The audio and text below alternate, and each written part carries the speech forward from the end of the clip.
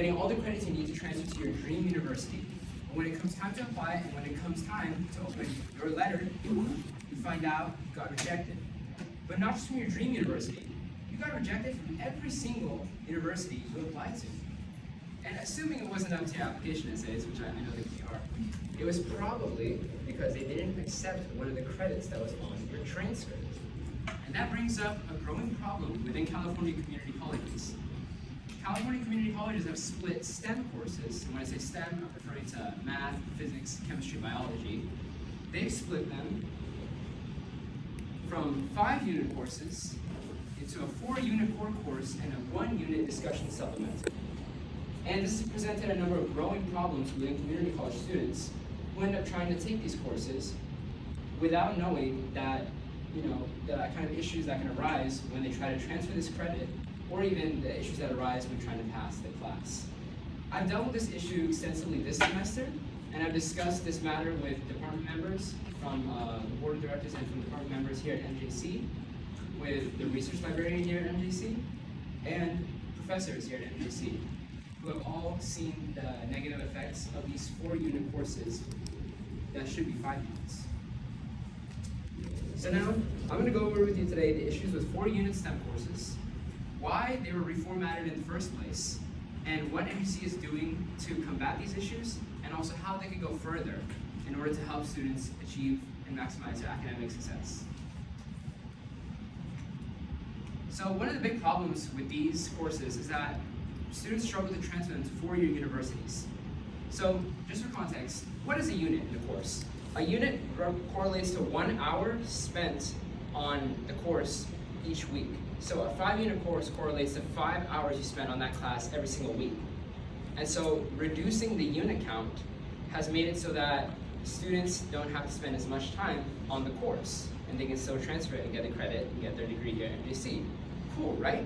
Not so cool, because when I found out that I was taking Physics 101 in a 4-unit course, I talked to my transfer counselor, and he explained that San Jose and other universities may not accept it because it doesn't align to their standards. They want a 5-unit course of Physics 101, and I can only offer a 4-unit course of Physics 101.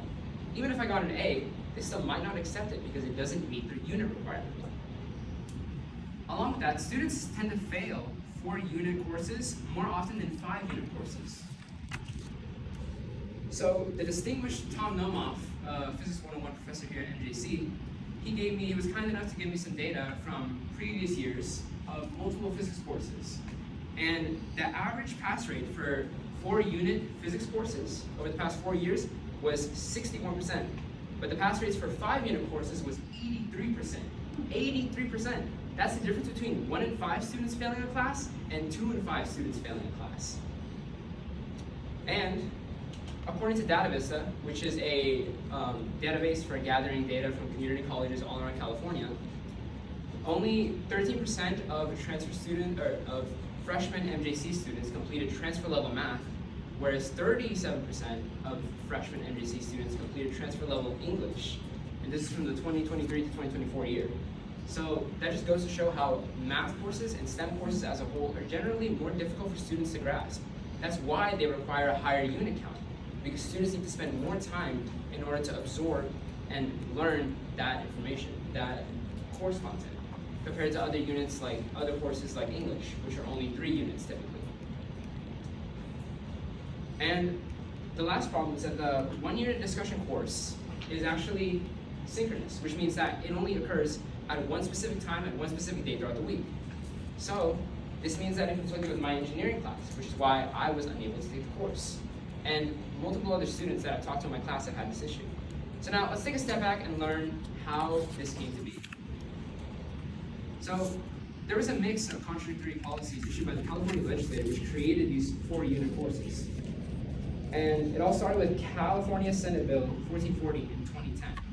According to Ross McKenzie, a STEM department director here at MJC, the TMC, which is the Transfer Model Curriculum, was created, which actually put a unit budget on associate degrees. So every associate degree had to be achievable under 60 units. But STEM associate degrees, which generally required higher units, like 80 or 90 units, they were impacted negatively by this. Because then all those courses that they took, all those high unit courses, had to fit under 60 units, which is why they ended up splitting up courses. And this was confirmed by the Vice President and CID Project Director Michelle Pilati in the 2010 Q&A, saying that any associate degree under the TMC cannot exceed 60 units. And so there's two programs. There's a CID, and that put a unit minimum, so like a minimum amount of units that every course had to have, and then TMC, which put a unit maximum. And so these two initiatives clashed, and California community colleges had to comply with both of them. And the worst part was, the language of the bill didn't even indicate that CSUs and other universities were required to accept these courses.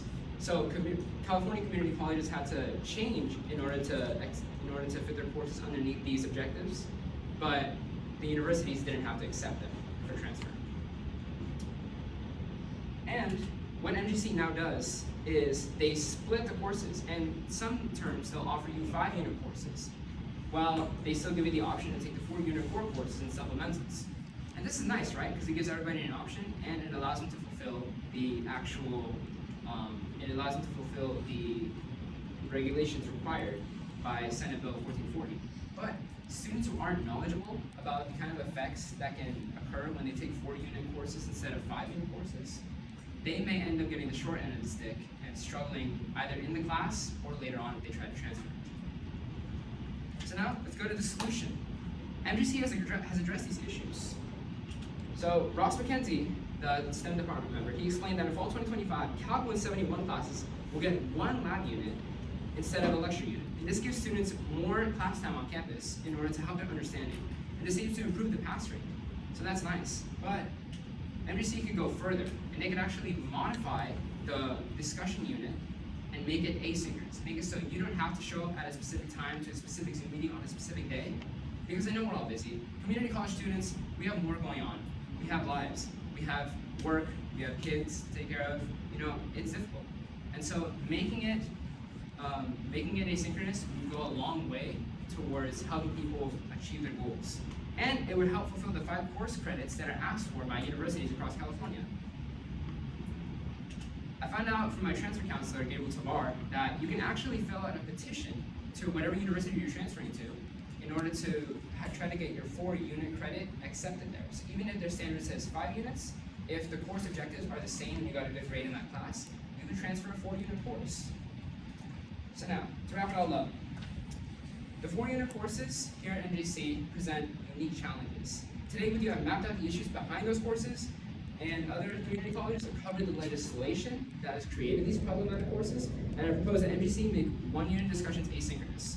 So if you care about your academic success and having access to all the tools you need to succeed, whether you're graduating in theater or in trying to go to Harvard or Stanford, call your counselor, call your counseling, schedule an appointment, and ask for asynchronous course options today. Thank you.